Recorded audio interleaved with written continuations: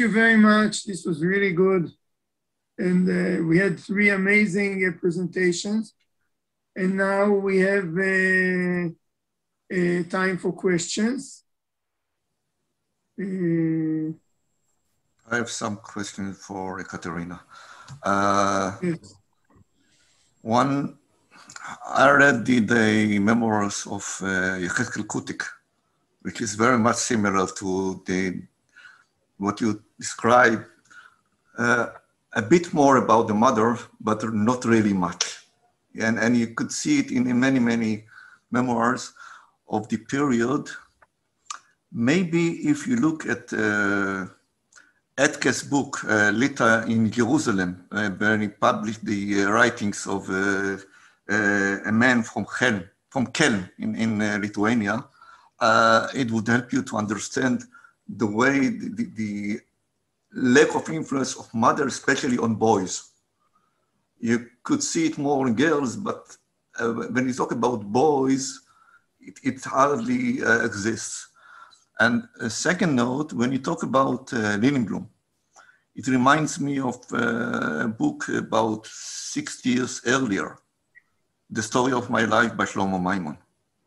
Again, married in a very young age, running away toward Askala. And so this is the narrative. People going to Askala have got a certain narrative following. I'm not talking about the childhood. I agree totally that it's about the same because it was the same environment. But when you talk about later, if you talk about Lilienblum, you say he wrote it when he was 33. A very young man, half of his life married, since he married, so he looks at it differently. And if you look on masculine going to live in Odessa, like a bit later, Hadam and others, they're also describing they are running away from the house, from the home, but not from the childhood. You could see in Hadam, in others, okay, it was fine. It was good. But it doesn't, we look at childhood in our time and age, we make it much more important than they made it for themselves, because they didn't look at childhood as a very important phase of life. So they wrote a bit about it, but not too much. I basically agree, and thank you a lot for your remarks and for the references. Obviously the narratives of Shlomo Maimon and also of Ginsburg, obviously they have a lot of influence.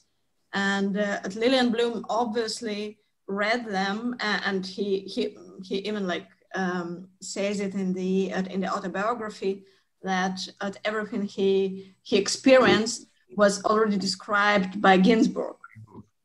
So it obviously had an influence. But the point is that this type of the narrative, it's not only masculine narrative.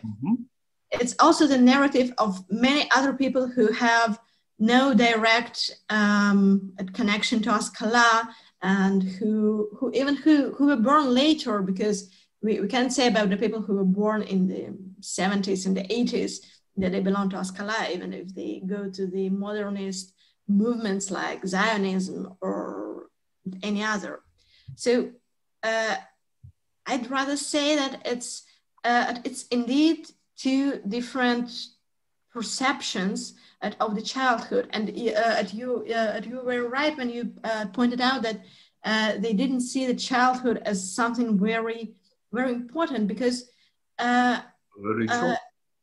And even Ginsburg, who actually devoted his whole autobiography to his childhood and youth, and even for him, it's different. It's not our contemporary perception of the childhood,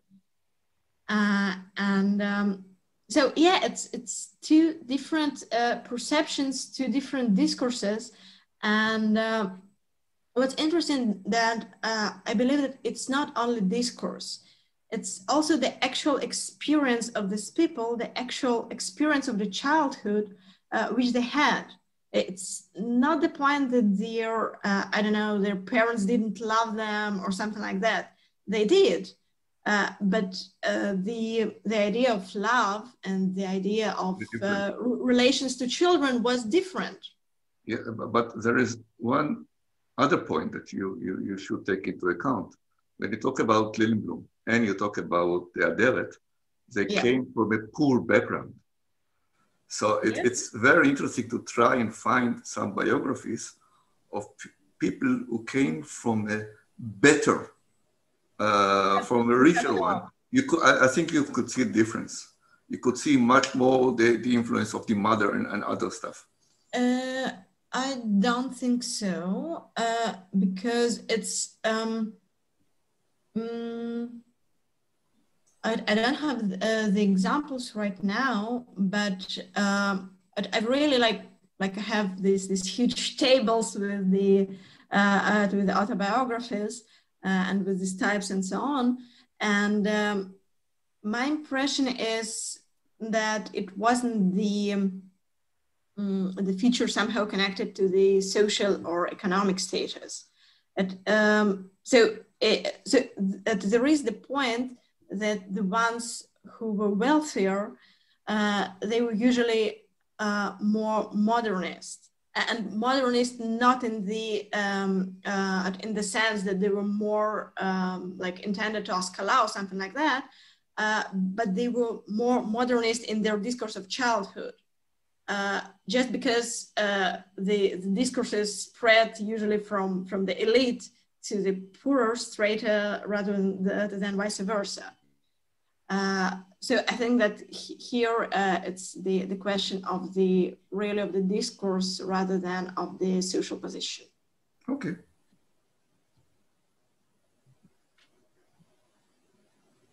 If I may, I would like to comment about Dora's presentation, which was very interesting, the whole use of IT, but I think there are 2 points there that we should take into account. One is you talked about contradictions in the materials. We know that people after the Holocaust filled official documents according to what they thought will be the best answer. We have a lot of examples with children moving their ages all the time, whether it's better to be above 16 or below 16. The same with what is your profession. Some professions will get you a visa to Canada. Some professions will not. So you're trying to guess what will be the profession I should put. So I think you probably know all this, but I'm just commenting because you talked about this. IT will not solve this. It will just show that there is a contradiction. But there's a big story behind the contradiction. Because IT actually can solve this because once we clean data, we'll put it into a so-called graph database and make a network of all these connections. And there is certain data to which we can add a timestamp. So such as, for example, health status. At a certain time, you can have cancer and then you can either like get healthy again or not. And occupation is such that at a certain time period, you have this kind of occupation and then 5 years later, you have a different. So there are certain features that can be arranged according to a certain period. And I hope that this will solve partly these contradictions. Yes, but we have to remember that people chose not to give the real data.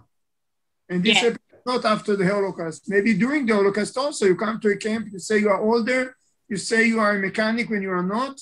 I mean, we know this, so we have to take this with, I'm just saying that the contradiction itself is important to record. Yes, definitely, and we completely agree.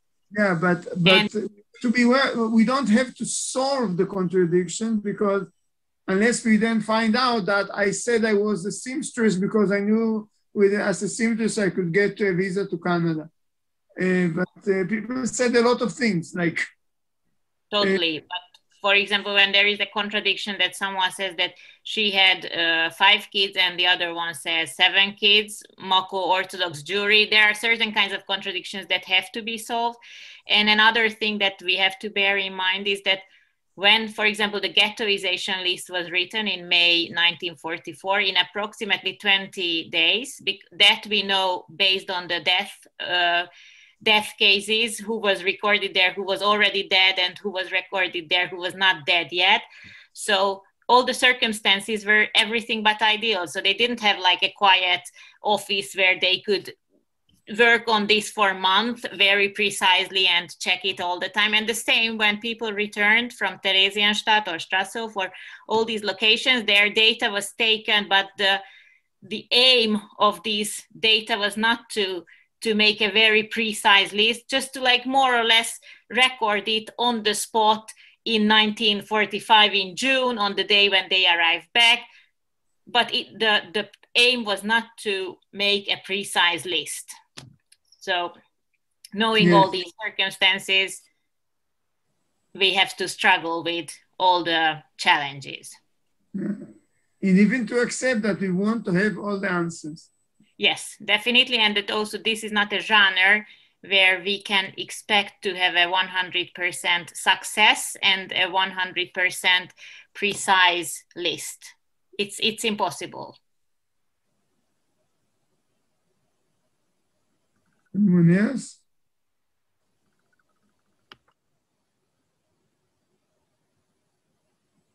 So Chaim, I will pass the baton to you. Okay. We had a long day today, and we are going to have a longer one tomorrow. Hope you enjoyed it. I did. And we'll see each other tomorrow. I'll be talking to you at the end of it a bit about publications, because we had already some talks with some periodicals, and we'll see. Maybe we will get something out of it. Okay, so see you tomorrow. Thank you very much. Thank you for so much. Thank you so much. Bye-bye. Thanks to everybody. Bye-bye. See you Bye. tomorrow. Bye-bye.